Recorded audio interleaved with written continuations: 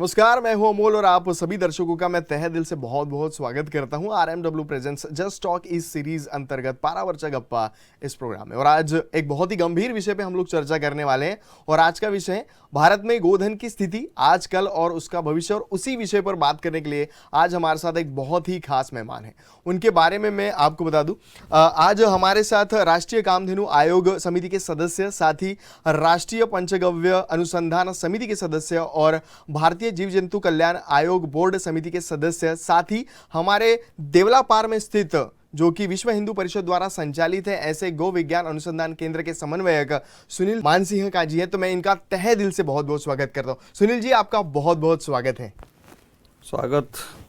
तो सुनील जी, मेरा पहला सवाल यही है कि गोधन की अगर हम बात करें तो फिलहाल अभी वर्तमान स्थिति में जो है लोगों का झुकाव जो है वो हाइब्रिड की तरफ बहुत ज्यादा है। तो इस बारे में क्या आप सोचते हैं और क्या सचमुच ऐसा ही है जैसा मैं कह रहा हूँ कि लोगों का झुकाव हाइब्रिड की तरफ है? गोवंश जो हमारी पारंपरिक नस्लें रही हैं, गिर, साहिवाल, थारपार, ओंगोल, कांकरेज, हम जब महाराष्ट्र से बात करें तो लाल कंधारी, देवनी, डांगी, खिलार, गवड़ाऊ, ऐसे हर प्रदेश में विशेष नस्लें रही है। लेकिन स्वतंत्रता के बाद हमारे वैज्ञानिक शासन व्यवस्था वो विदेशी गोवंश के मोहजाल में बहुत फंस गए। Jersey, Holstein, Friesian, red Dane, ये नस्लें विदेश से आई और इनको भी बढ़ाया, इनके साथ साथ संकरीकरण किया। तो इसके पीछे कारण ऐसे थे कि पूरा समाज को इस तरह से बता दिया कि गोवंश केवल दूध के लिए होता है। हमारे शास्त्र बोल रहे थे गोमय वस्ते लक्ष्मी, गोमूत्र वस्ते गंगा, यानी हमने गोबर गोमूत्र को दूध से ज़्यादा वरीयता दी, महत्व दिया। और वो व्यवस्था पश्चिम प्रेरित थी, तो उन्होंने, क्योंकि वो दूध ज़्यादा देने वाली गाय, इसका लोभ लोगों में खड़ा किया।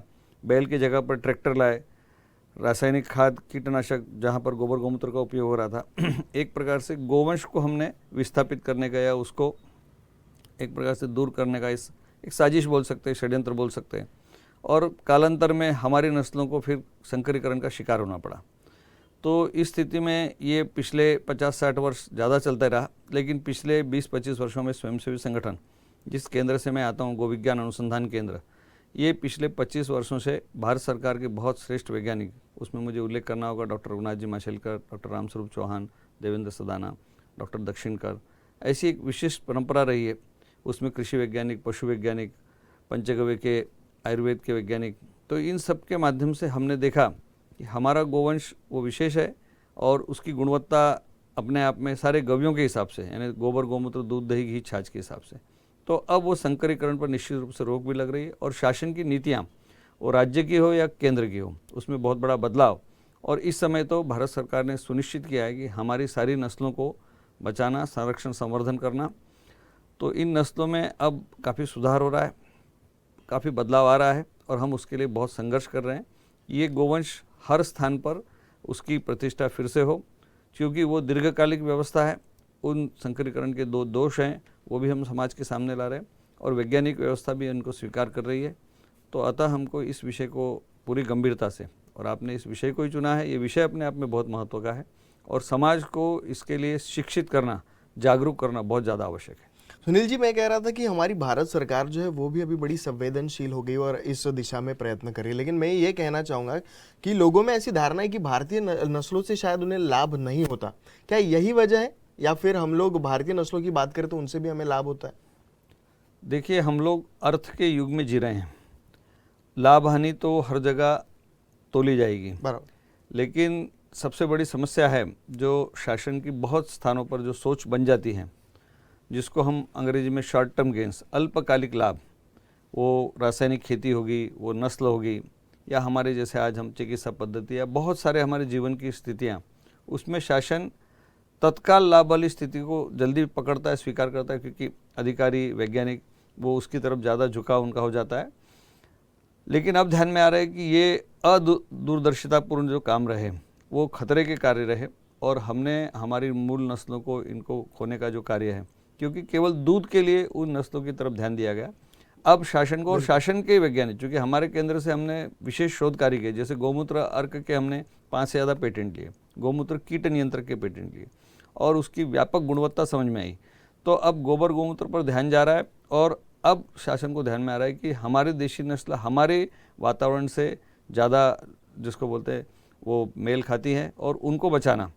तो अब शासन की जैसे बोलते हैं नींद से जाग रहे हैं, लेकिन वो एक प्रकार से बहुत गतिशील नहीं हो रहे। स्वयंसेवी संस्थाएं, गौशालाएं और व्यक्तिगत प्रयास इसमें बहुत आगे बढ़ गए हैं और वो पूरी तरह से एक जन आंदोलन का स्वरूप ले लिया है। और सरकार की जो पशु प्रजनन नीति है, गोवंश प्रजनन नीति है, उसमें भी बदलाव आके अब सारी नस्लों को बचाने का ये काम आगे बढ़ रहा है। सुनील जी, मैं अगला सवाल आपसे यही पूछना चाहूँगा कि हमारा एक पारंपरिक सूत्र है, गोधन, पीक, बाजार और उसके बाद नफ़ा। और ऐसे में एक सवाल ऐसा भी होता है जो आपने कहा कि सिर्फ दूध के बारे में ही लोग सोचते हैं, दूसरे प्रोडक्ट्स के बारे में भी उनको जानकारी नहीं है कि हमें ये भी गोधन से फ़ायदा हो सकता है। तो थोड़ा उस पर भी प्रकाश डालिए और ये जो पारंपरिक सूत्र है उसके बारे में भी थोड़ा बताइए। पारंपरिक सूत्र तो बहुत व्यापक है, उसमें गोमय वस्ते लक्ष्मी, उसमें गोमूत्र वस्ते गंगा है। और चूँकि हमारे वैज्ञानिक पश्चिम प्रेरित रहे तो इनको गोबर गोमूत्र वेस्ट ही समझ में आ रहा था। जैसे वो अंग्रेजी में बोलते हैं एक्सक्रीटा, शरीर से निकला हुआ पदार्थ, या हम जैसे सामान्य भाषा में मलमूत्र बोल देते हैं। तो गोविज्ञान अनुसंधान केंद्र जब स्थापित हुआ, और मुझे बोलने में कोई आपत्ति नहीं, माननीय मोरोपंत जी पिंगड़े जो हमारे संघ के ज्येष्ठ प्रचारक रहे, इसकी जब स्थापना हुई, इसका मूल लक्ष्य था क्योंकि पूरे देश में उसी समय से 70-80% बिना दूध का गोवंश बढ़ने लगा। और ये बिना दूध का गोवंश शासकीय भाषा में अनप्रोडक्टिव, खाली जिसको बोलेंगे, या दूध न देने वाला। और फिर उसके बाद वो सुप्रीम कोर्ट, सर्वोच्च न्यायालय तक गए, उन्होंने बता दिया fit for culling, fit for slaughter, ये कत्ल के लिए उपयुक्त है। और इसी को उपयोगी सिद्ध करना ये गोविज्ञान का लक्ष्य रहा और हम उसमें काफ़ी सफल हुए। तो अब जो हमारे पशु के वैज्ञानिक बोलिए, कृषि वैज्ञानिक, और ख़ास करके हमारी जनता और हमारे किसान अब जाग रहे हैं और उन्होंने कीटनाशक या खाद को, यानी रासायनिक खाद, इनको छोड़ना शुरू किया और उसकी जगह पर केंचुआ खाद, जिसको हम गांडूल खाद मराठी में, या वर्मी कंपोस्ट, उसके बाद गोबर गोमूत्र गुड़ का अमृत पानी और गोमूत्र नीम का कीट नियंत्रक, ये चीज़ें। और वैज्ञानिक दृष्टि से क्योंकि इनके पेटेंट लगातार होते गए और इसमें ध्यान में आ गया कि ये रसायन जानलेवा हैं, क्योंकि ये ज़मीन की उर्वरकता सबको नष्ट कर रहे हैं, बहुत खर्चीले। क्योंकि जैसे चावल के लिए कुछ बहुराष्ट्रीय कंपनियों ने पेस्टिसाइड बनाया तो 30-30 हज़ार रुपये लीटर, जबकि गौमूत्र उसके घर में उपलब्ध है। और ये सारी जानकारी हमारी वृक्ष आयुर्वेद, कृषि पाराशर, हमारे ग्रंथों में रही। ये समाज को बताना और समयबद्ध तरीके से ये सब चीज़ें करना और प्रत्यक्ष में कार्य करके, क्योंकि किसान और अलग अलग स्थानों पर, केवल हम देवलापार के हमारे केंद्र में करेंगे तो इसको कोई मानेगा नहीं। तो आज लगभग हम जैसे बोलते हैं अटक से कटक, कश्मीर से कन्याकुमारी, लगभग सारे राज्यों में, वो अरुणाचल के कई, आसाम के चाय बागान होंगे, या हमारी जैसे हम इलायची से लेकर सुपारी से लेकर नारियल दक्षिण भारत में ले रहे हैं, ऐसे कोई भी तरह की बहुआयामी फसलें, फल फूल सब्जी अनाज चारा जड़ी बूटी, इन सब में इनके ज़बरदस्त प्रभाव। तो अब सबको ध्यान में आ रहा है कि गोवंश की समग्र उपयोगिता, केवल दूध के तराजू पर गोवंश को नहीं तोलना है। और इसमें भारतीय देशी गोवंश का जो महत्व है, इसमें जो गुणधर्म है, क्योंकि वो प्राकृतिक रूप से चरने जाता है और जो खुले मन के हैं, जो साफ स्वच्छ विचार रखते हैं, वो इसको पूरी तरह से स्वीकार करने लगे कि हमको हमारे भारत में देशी नस्लों को बढ़ाना ये अनिवार्य, और ये बहुत आगे जाके हमारे लिए हमारी सुरक्षा की गारंटी रहेगा। बिल्कुल सही कहा इन्होंने कि हमारी सुरक्षा की जो है ये गारंटी रहेगा। मैं सुनील जी आगे थोड़ा इसको विषय को और बढ़ाना चाहूँगा। मैं ये कहना चाहूँगा कि जो लोग मतलब गोधन करते हैं या फिर अपने घर पे गाय रखती है, तो इसका एक मैथ्स है, प्रॉफिट एंड लॉस। तो मैं कहूँगा कि भारतीय अर्थव्यवस्था में इसका क्या परिणाम होता है, किस तरीके से आप देखते हैं, क्योंकि आप इस विषय से काफ़ी जुड़े हुए हैं। देखिए, बहुत ज़्यादा गंभीर विषय आपने छेड़ा है कि भारतीय अर्थव्यवस्था में वास्तव में आज हमारे यहाँ जैसे आज की आधुनिक शिक्षा जो चलती है, इसमें चार्टर्ड अकाउंटेंट और ये सब व्यवस्था होती है। आप 25-30 साल के भी थोड़ा ठीक ढंग से पढ़ा हुआ है चार्टर्ड अकाउंटेंट से बात करेंगे तो बोलेगा कृषि प्रधान देश में गोवंश है अर्थव्यवस्था का आधार है। अब जबकि ये स्थिति है, अब मैं उत्तर प्रदेश से कई राज्यों के मैं समिति में इस समय हूँ, वहाँ छुट्टा गोवंश गले की हड्डी बन गया है। उसमें ये बता दिया है कि वो गोवंश बोझ है, ऐसी स्थिति बन रही है। क्योंकि सबसे सामान्य बात है, और जो हम देवलापार में आज लगभग 40-50 हज़ार से ज़्यादा किसान आ चुके हैं, 25 वर्ष से जो काम कर रहा है, तो उसमें बहुत बड़ा इसमें अनुपात में प्रशिक्षण हुआ है। तो किसान को जब हम गोबर गोमूत्र का महत्व बताने लगे तो किसान 5वें दिन तो उसके आंख से पानी आ जाता है, बोलते हैं इतने दिन से हम गोवंश पाल रहे थे, हम केवल दूध के लिए सोच रहे थे, गोबर गोमूत्र किसी ने बताया नहीं। और इसकी अर्थव्यवस्था इतनी बड़ी है। और ये मैं एक और उसका हवाला दे दूं कि अरुण फिरोदिया जो काइनेटिक के चेयरमैन रहे, उन्होंने 1999 में टाइम्स ऑफ इंडिया में लिखा काउज आर फॉर एवर। उन्होंने गोबर की बात और उसमें केवल उन्होंने ऊर्जा की बात की, कि हम गोबर से भारत में उस समय लगभग 20-22 करोड़ गोवंश था, 2000 के आसपास की 1999-2000 की बात है, कि पूरे देश के ईंधन की यानी हम ऊर्जा उससे पूरी ले सकते हैं।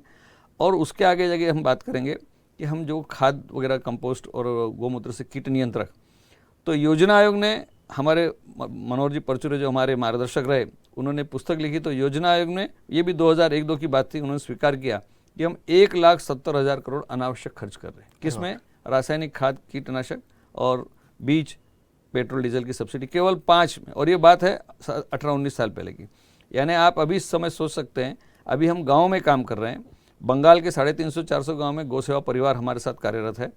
महाराष्ट्र के मांजर, सुंबा, अहमदनगर के आसपास, पलटन वगैरह, पूना के आसपास, तो गांव की स्थिति ये हो रही कि उसमें अभियान चला यूरिया फ्री विलेज, तो उसमें एक एक गांव में जो 2-3 करोड़ का रासायनिक खाद कीटनाशक आ रहा था, वो 0 पे आ रहा है। और आगे की बात सुनिए, 25 से 50 हज़ार प्रति एकड़ उनका खर्च हो रहा था खाद और कीटनाशक, ये 600 से 1000 रुपये में काम हो रहा है।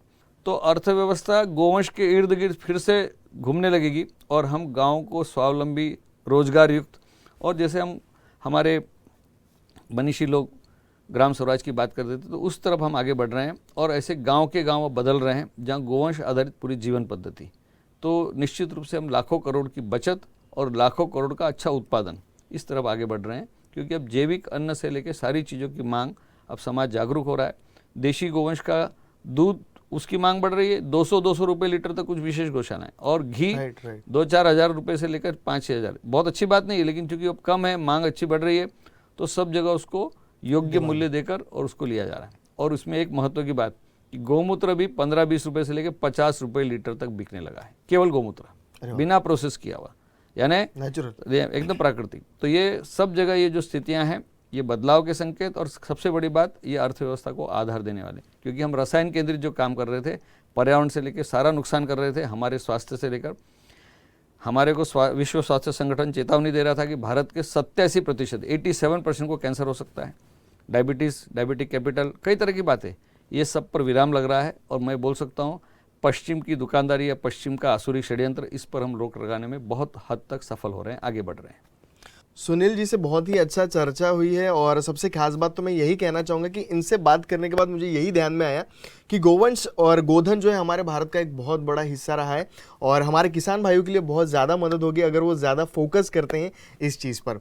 तो आज के प्रोग्राम में बस इतना ही। सुनील जी, मैं आपका तहे दिल से बहुत बहुत धन्यवाद देता हूँ कि आप हमारे प्रोग्राम में आए और हमसे ढेर सारी बातें जो है वो आप लोगों ने की। तो चलिए, अभी समय हो रहा है आप लोगों से विदा लेने का, लेकिन जाते जाते मैं आप लोगों को बताना चाहूँगा कि अगर आप लोगों को हमारा ये प्रोग्राम पसंद आया है तो ज़रूर आप खुद भी लाइक कीजिए हमारा फेसबुक पेज, अपने दोस्तों से भी कहिए, साथ ही खुद भी हमारा यूट्यूब तो आपने सब्सक्राइब कर लिया होगा, अपने दोस्तों को उसकी लिंक शेयर करिए, उन्हें भी सब्सक्राइब करने के लिए ज़रूर कहिए। मैं अमूल आप लोगों से लेता हूँ विदा, आप लोग कहीं मत जाइए, हमारे साथ बने रहिएगा। अगले हफ्ते अगले एपिसोड में और कुछ मैं ज़रूर आप लोगों के लिए लेकर आऊँगा।